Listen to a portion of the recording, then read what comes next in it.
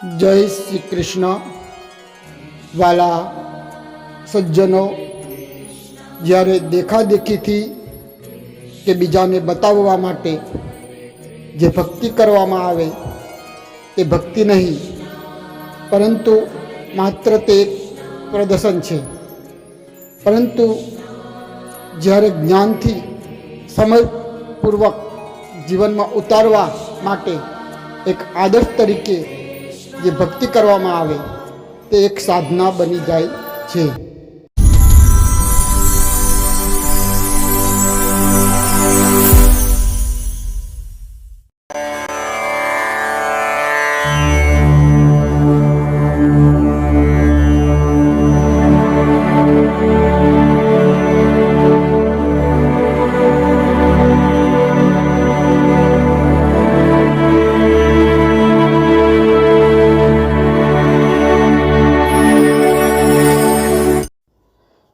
વાલા સજ્જનો, આ મનુષ્ય જીવનનો મુખ્ય ઉદ્દેશ સ્વયંની અંદર જે ઈશ્વર રહેલો છે, અર્થાત માયાના કારણે પોતાની અંદરના ઈશ્વરથી જીવ જે વિખૂટો પડી ગયેલ છે તે ઈશ્વરમાં પાછો ભરી જવાનો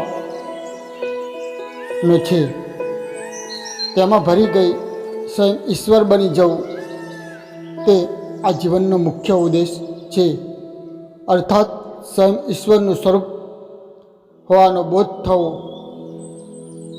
કે જે તે સ્વરૂપમાં દઢ થવું તે છે. આમ આપણને મનુષ્ય જન્મ મળ્યો છે, એનો અર્થ એ કે આપણે ઈશ્વરને મેળવવા માટે આ જગતમાં આવ્યા છીએ. આમ આ જગતમાં આવેલ દરેક મનુષ્યનું તે મુખ્ય કર્તવ્ય છે કે જેને ઈશ્વર મેળવવા માટે પ્રયત્ન કરવો.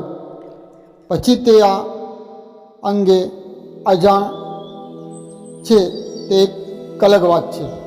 અને આ અજ્ઞાનને કારણે જ તે માયામાં ફસાઈ આ કર્મ ના કરવાને બદલે બીજી બધી પ્રવૃત્તિઓ કરી પોતાનું અમૂલ્ય મનુષ્ય જીવન વેડફી નાખે છે. હવે પ્રશ્ન એ થાય છે કે મનુષ્ય ઈશ્વરથી વિખૂટો પડ્યો કેમનો? જો તે ઈશ્વરનું જ સ્વરૂપ હોય તો તે પોતાનું સ્વરૂપનું ભાન ભૂલી માયામાં ફસાયો કેમનો?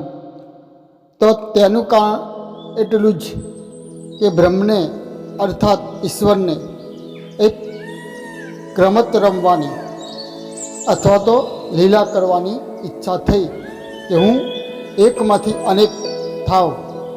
અને આ સંકલ્પ કે ઈચ્છામાંથી સૃષ્ટિની રચના થઈ અને અનેક પ્રાણીઓના સ્વરૂપ રૂપે ઈશ્વર અનેક થયા. હવે આ ઈશ્વરને મેળવવા શ્રીમદ ભાગવદ્ ગીતામાં ભગવાને 3 માર્ગ બતાવ્યા છે. પહેલો જ્ઞાન માર્ગ, જેમાં વ્યક્તિએ નિર્ગુણ, નિરાકાર, સચ્ચિદાનંદ એવા પોતાના સ્વરૂપનું ધ્યાન ધરવું અને તેમાં સ્થિર થવાનું છે. આમાં કોઈ પણ આધાર કે સાધન વગર સીધા નિર્ગુણ, નિરાકાર ઈશ્વરનું જે મૂળ સ્વરૂપ છે તે મેળવવાનું છે. જે વ્યક્તિ એ જાગૃત અવસ્થામાં પણ એ સતત ધ્યાન રાખવાનું છે કે હું શરીર નથી, પરંતુ નિર્ગુણ, નિરાકાર, સચ્ચિદાનંદ સ્વરૂપ આત્મા છું, હું અજન્મા છું. અને એ રીતે તેને વ્યવહાર કરવાનો છે. ગીતામાં કહ્યું છે કે આહો જ્ઞાની ખાતો, પીતો, ઊંઘતો, મરમૂત્રનો ત્યાગ કરતો, આંખો મીચતો, પાપણો પટપટાવતો છતાં હું કંઈ જ કરતો નથી તેમ માને છે. કેમ કે તે પોતાને શરીરથી અલિપ્ત નિર્ગુણ નિરાકાર માને છે. ભગવાન શંકરાચાર્ય, સ્વામી વિવેકાનંદ, જ્ઞાનેશ્વર વગેરે આ માર્ગના અનુયાયી હતા. આ માર્ગમાં સત્વગુણની પ્રધાનતા વિશેષ જોઈએ. તેથી આ માર્ગ ખૂબ કઠિન છે. માટે બીજો સહજ અને સુગમ માર્ગ ભક્તિ માર્ગ આપ્યો છે. આમાં નિર્ગુણ નિરાકાર ઈશ્વરને એક રૂપ કે મૂર્તિ અને નામ આપી આકાર આપ્યો, અથવા તો એમ કહો કે રૂપ આપ્યું. આમ ભક્તિ માર્ગમાં અનેક વિષયો અને જગ્યાએ વિખરાયેલા મનને તેમાંથી વૈરાગ્ય દ્વારા પાછું ખેંચી એક જ રૂપ, મૂર્તિ અને નામમાં સ્થિર કરવાનું છે. તેનું જ જાપ, તેનું જ સ્મરણ, તેનું જ ભજન, કીર્તન, ગુણગાન, જીવનચરિત્ર કથામાં મનને પરોવી તેનો આકાર આપવાનો અને આમ અનેક જગ્યાએ વિખરાયેલા મનને પ્રથમ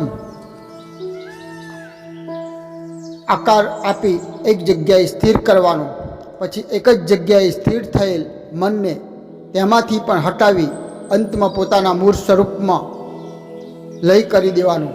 અર્થાત અંતમાં મૂર્તિ પણ અંતર્ધ્યાન થઈ જાય છે.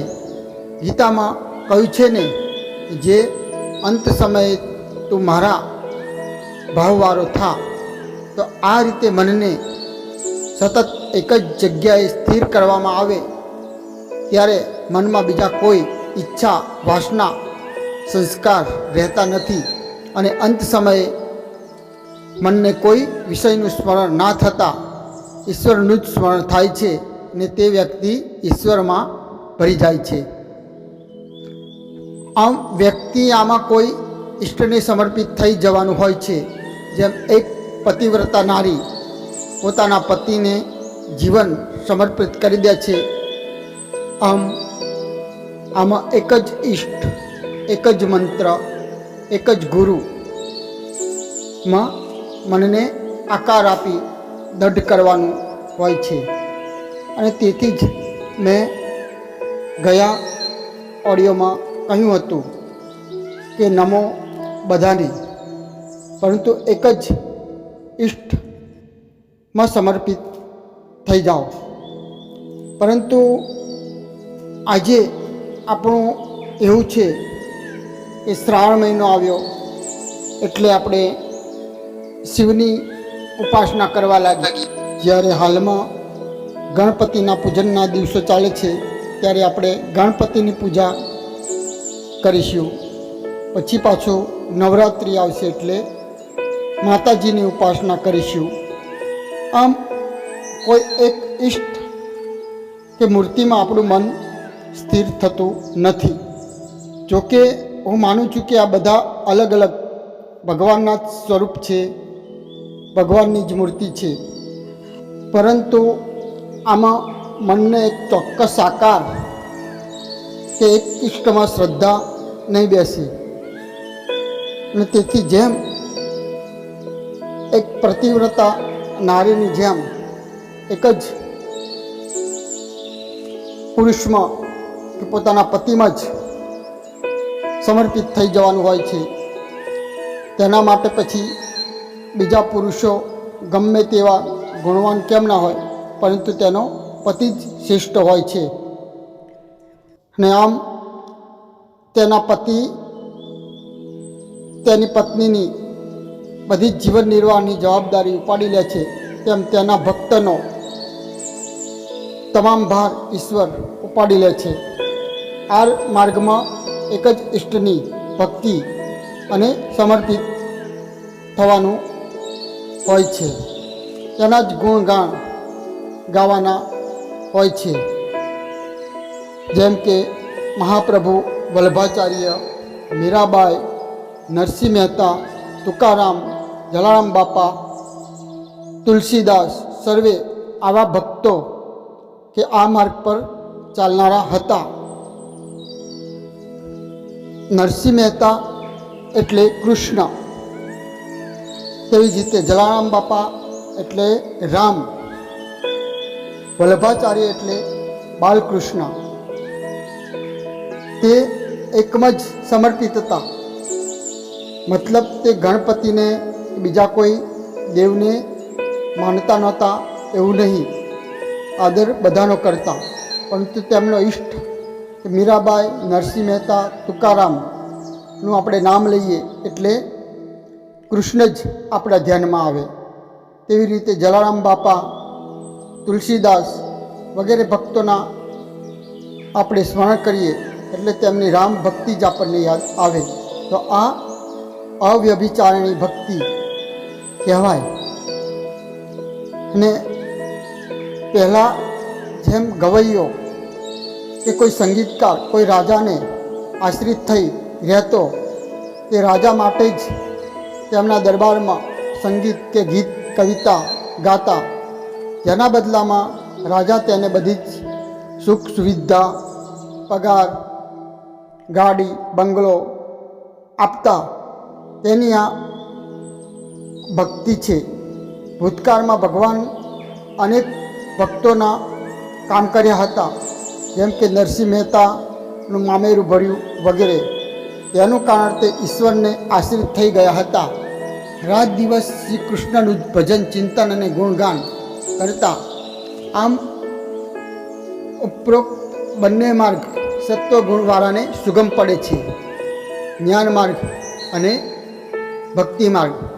પરંતુ રજોગુણવાળામાં મનની ચંચળતા વધુ હોય છે. તેને ધ્યાન, સમાધિ કે નામ જાપમાં મન સ્થિર થતું નથી. માટે આવા સાધકો માટે ગીતામાં કર્મયોગ કહ્યો. રજોગુણી વ્યક્તિ એક જગ્યાએ સ્થિર થઈ લાંબો સમય બેસી શકતો નથી. એ કોઈને કોઈ પ્રવૃત્તિ કરતો હોય છે. માટે તે કર્મ દ્વારા ઈશ્વરને મેળવી શકે તે માટે તેવા સાધકો માટે ગીતામાં કર્મયોગ અર્થાત કર્મ માર્ગ આપ્યો. જેમાં વ્યક્તિને પોતાનું કર્મ જ ભગવાનની ભક્તિ માની કરવાનું હોય છે. જે કર્મ એક ઉપાસના કે સાધના બનાવી દેવાનું. આમ આ માર્ગમાં વ્યક્તિએ પોતાની ઈચ્છા, વાસના કે સ્વાર્થ માટે કર્મ કરવાનું હોતું નથી, પરંતુ તેનામાં જે આવડત કે કર્મકુશળતા અર્થાત આજના શબ્દોમાં તેનામાં જે સ્કિલ રહેલી હોય છે તે ઈશ્વર માટે વાપરવાની હોય છે.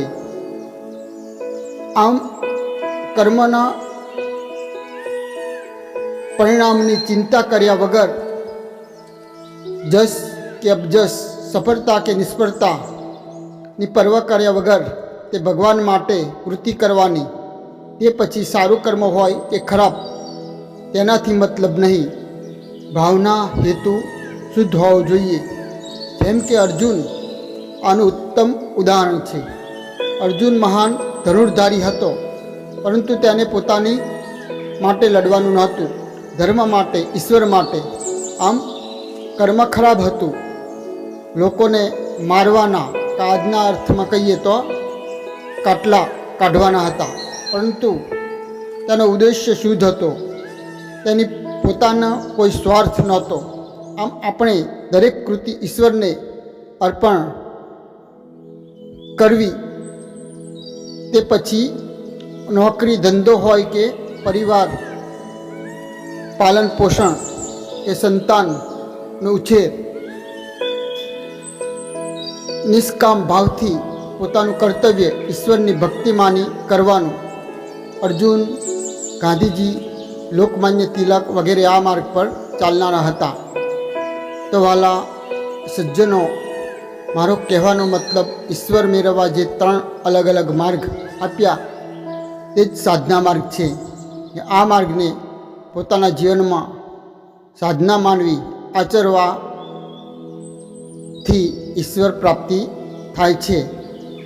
અને તેથી જ ગીતામાં 18મા અધ્યાયમાં કહ્યું છે કે સ્વે સ્વે કર્મણા અભ્યર્થ સિદ્ધિ વિદંતી માનવ, કે પોતપોતાના કર્મમાં ઉપાસનામાંની રત રહેનારો માણસ સિદ્ધિ પામે છે.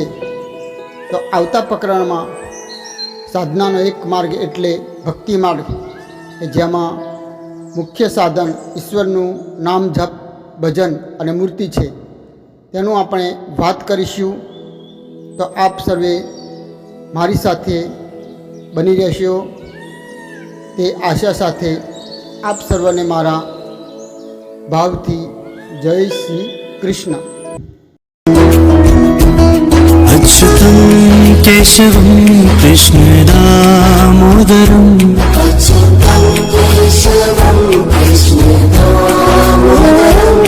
अच्युतं केशवं कृष्णदामोदरम्